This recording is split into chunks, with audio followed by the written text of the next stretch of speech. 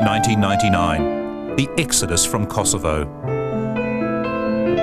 In their tens of thousands they came, the Kosovar Albanians, ruthlessly hunted out of their homeland by the Serbs. A massive humanitarian crisis unfolded. After the NATO bombing, lots of refugees went back. But for many thousands, fear, displacement and trauma has left them trapped in neighbouring countries like Montenegro. Some made their homes on wasteland like this former rubbish dump outside the Montenegrin capital, Podgorica. It was a rubbish dump with all of the cars and all the rubbish all over it. So what we did was got great big bulldozers in, flattened it out. We put 10 centimetres of this down because it's just a swamp. Enter one tough little woman. Look down there, someone's bleeding. Judi Moore in the refugee camp she masterminded. She's probably killed a goat or something. That's reassuring. Yeah. Or maybe we got dinner. Oh yeah, they're behind you. They've got the sheep. Is this lunch? There's no refrigeration here, and you know the temperature today is about 25 degrees, so at least we know it's fresh. 7. Judi Moore's a woman of remarkable versatility. She was there taking essential supplies to refugees, one of the first through the treacherous mountain passes in 1999. Then she had to rebuild the transit camps. We had one storm of 94 kilometres an hour, and that's when it blew all of the tents down. And in the middle of the night, we had 800 people wandering around, wondering where they could sleep. What we had to do then was find temporary accommodation until we could build this camp. Konik Camp is an oasis for hundreds of families who still don't feel it's safe to return to Kosovo. For Judi, a 16-year veteran of aid work, it's a personal triumph as she watches kids learning to laugh again, now that they feel safe. The trouble is, as with all aid programs, there are limits, and the dilemmas abound. Not everyone can be housed. It needs the wisdom of Solomon sometimes to make heartbreaking choices. Bloody hard. Yeah, really hard. I go home, I cry at night when I'm at home in bed by myself. Sometimes, I cry. I've been 16 years in the business, 10 on the field, but I still cry. Tough skin, tender heart, eh? Something like that. Yeah. And it doesn't get easier. It doesn't get easier for the years. Right near the border of Kosovo, Judi's special pride is in a housing settlement for gypsies displaced by the fighting. Here she finds a baby, one of those born when hundreds of people were jammed into a nearby convention centre. 360 people, one tap, one toilet. That was it. They partitioned little areas just with cardboard or with sacks, and they would just have the baby. A lot of hope represented in that wee one, eh? Yeah, who knows what her future is?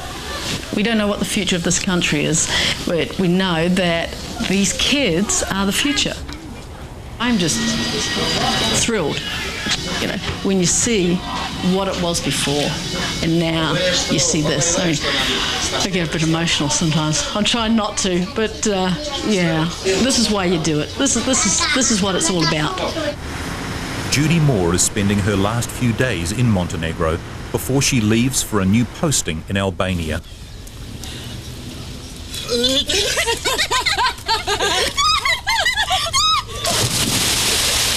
A last dip in the warm Adriatic, and a final look at one of her most recycling plant in the country. It's a place of special value for the gypsy people who have no other source of income and are well used to picking up what others discard. This is something that they know how to do. So we thought, well, let's use the resources that are here. Better than begging? Oh, absolutely, absolutely. And it's not just receiving the money, you know, they feel like they're actually contributing to the environment, and they do make enough money to buy their food and their clothes. It stops them stealing, and it gives them a purpose. Hey, this is my refugee dog. I found this dog in a refugee camp and I bought it for 10 Deutschmarks because it was so mangy and I felt sorry for it. Judi revels in the normality she's able to bring to displaced people.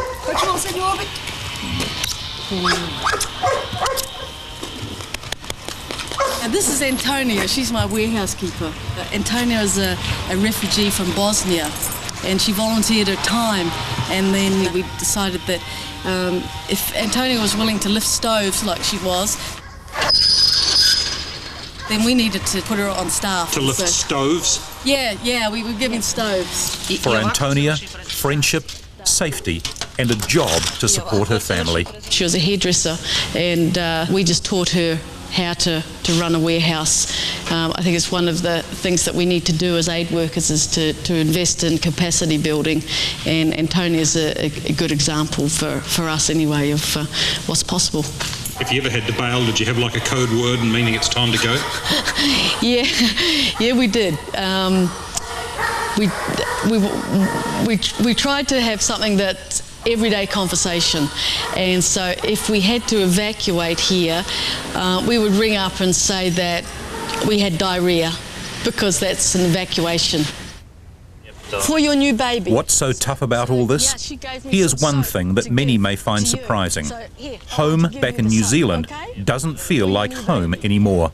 I've tried it twice and it never worked. Once I went back and I was able to stay there for 4 months, but then I felt like I was being suffocated. You change when you go and you see the suffering on the field. You go home and everything is nice and cozy and rosy, and that's not the fault of the people at home. You know, it's me that changes on the field. So it's very, very hard to fit in once you've been, for as long as I have, on the field anyway.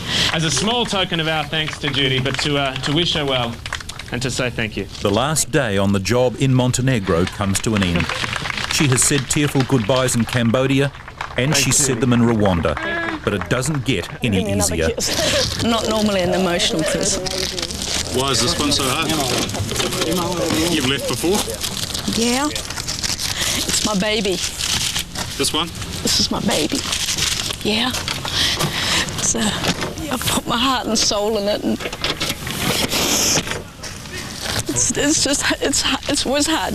You form attachments, and it's just hard to say goodbye. I mean, it's one of the hardest parts of aid work is saying goodbye.